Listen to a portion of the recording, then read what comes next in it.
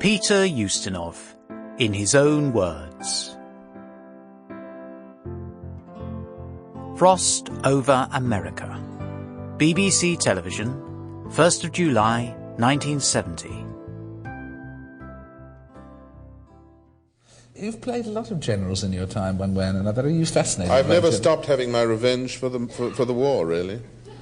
I was a private for 4.5 years, and I'm still taking my revenge on the general.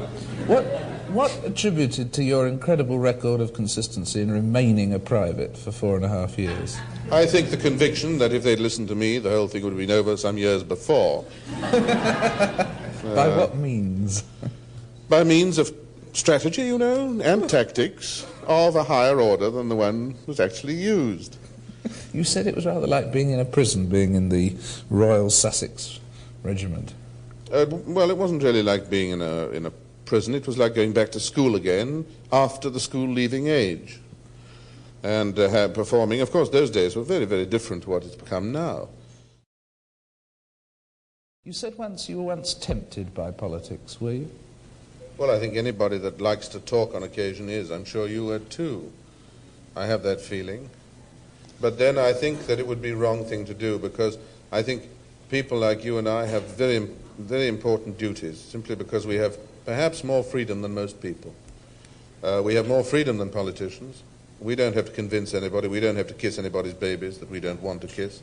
We don't have to dress up as miners in mining communities or pretend to play the ukulele in the South. We can be absolutely free, and we can say more or less what we think. Once you have that capacity of saying what you think, you've got to think what you think.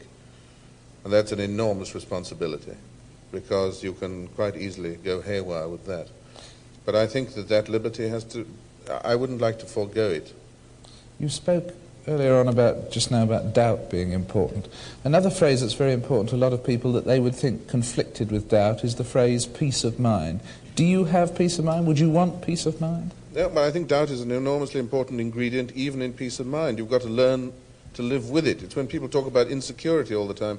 I wouldn't know how to live without insecurity, personally. I think security is absolute death. Really? Think it over. Do you feel peace in the world as a whole is near or far? Further? Nearer? I don't know. I mean, I think there are so many popular manifestations now. I happen to be the rector of a university, and I think many young people are trying to maintain the lifeline between humanity and man, and I think they're doing exactly the right thing. I say that as a very much older man. You once said, we're all on this earth to experience a great adventure, you said. Well, yes. How would you summarise what your great adventure's been? Well, my great adventure is simply that I believe that education doesn't end when you leave school. I wouldn't be where I am now if I wasn't learning more every day than I learned at school.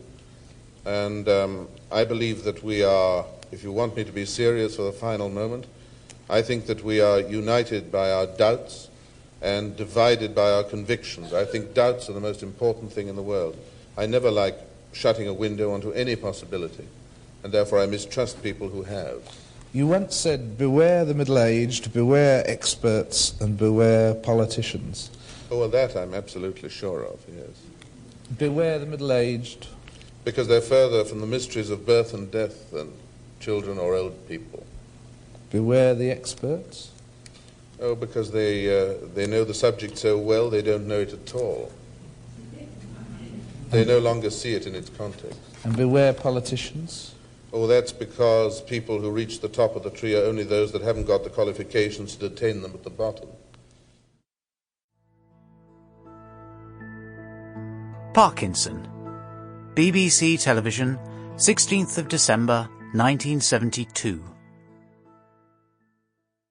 I know you're a musical fellow, Peter, but do you play jazz piano like that? No, I can't really follow a musical score for a piano.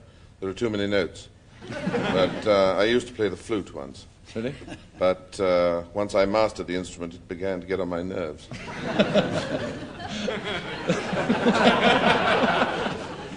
What kind of music do you like best of all? I'm afraid I like classical music best of all, and I feel very square saying that. I was going to ask you, though, about this recurring character that you have. Sample complete. Ready to continue?